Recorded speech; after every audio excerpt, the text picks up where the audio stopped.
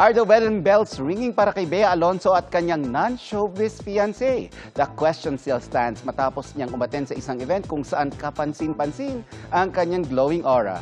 Makikita tayo kay Athena Imperial. Blooming in her simple yet classic neutral dress si Bea Alonzo sa dinaluhang event kagabi sa Parañaque City. All eyes ang lahat ng rumampa si Bea na game ding bumati at nakipag-selfie pa sa mga nag-abang na fans. Kwento ni Bea, busy siya ngayong summer.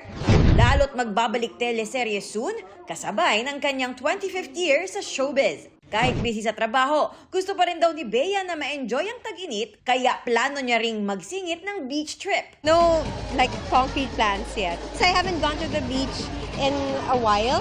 Medyo matagal na yung huli ko. So I really am looking forward to going back. Isang buwan mula nang kumalat ang impormasyon online tungkol sa umano'y marriage bans ni Vincent Co at Philbert Angeli Ranolio na tunay na pangalan ni Bea, nagtanong kami tungkol dito. Pero tumanggi muna siyang sumagot.